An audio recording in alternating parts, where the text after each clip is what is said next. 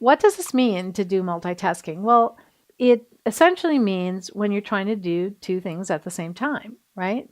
But it's not quite as simple as that. And you'll find that in some cases you can multitask and it does exist. And in other cases, you're not really doing multitasking. You're doing what the psychologists call task switching. So let's talk about this difference between multitasking and task switching. So for instance, if you are walking and thinking, well, you're used to thinking and you're used to walking, and you can walk pretty much unconsciously as long as it's relatively flat and there's not a lot of obstacles and there's no danger in sight. You'll be able to just walk down the street or walk down the sidewalk, and that's fairly automatic. So you can do something like thinking while you are walking.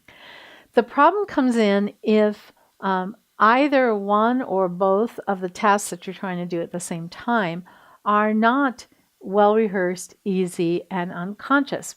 As one or both of them become not automatic and need conscious thought, you can still do it up to a point, but your performance will degrade. Your attention will degrade. You will not pay attention as much to both of the activities going on. So there's a lot of research about this, and I want to share some of the research with you.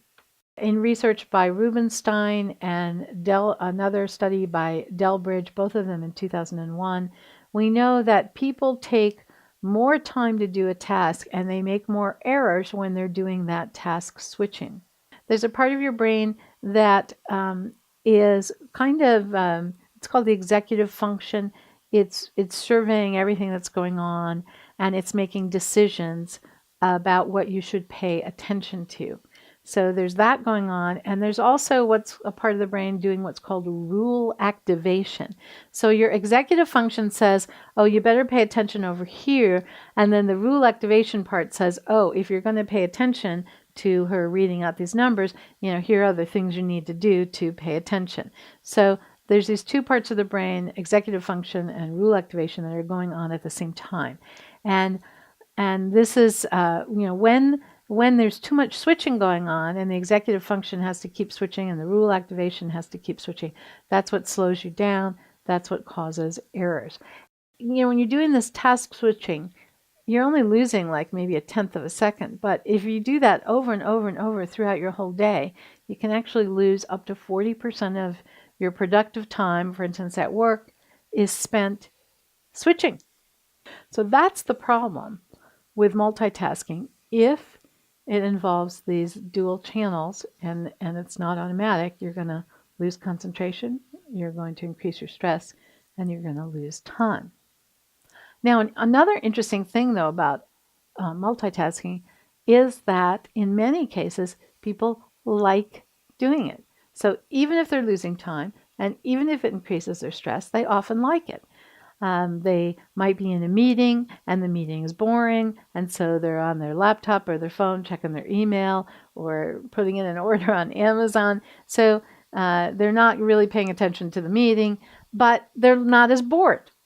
They're watching TV and they're texting with a friend, and they may not be paying attention to the text or to the TV as a result, but they enjoy texting and watching TV at the same time. So a lot of people like multitasking. So sometimes we like it, sometimes we don't like it. A few of the other myths I want to talk about, and you might hear, oh, well, young people, very good at multitasking and older people aren't. That's actually not true. Young people are more used to multitasking.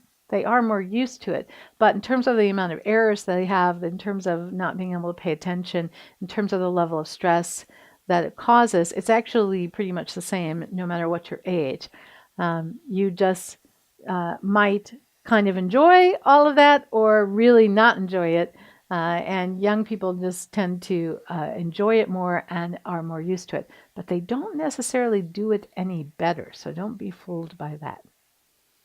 So that's a little bit about multitasking. I hope this has helped you understand the situations in which you seem to do okay with multitasking and the situations where you don't, because you're not really multitasking, you're task switching. If you want to be more productive and you want to not lose so much time and you want to be less stressed, then you might consider paying attention to those times when you are having that channel interference and reduce the amount of multitasking that you're doing.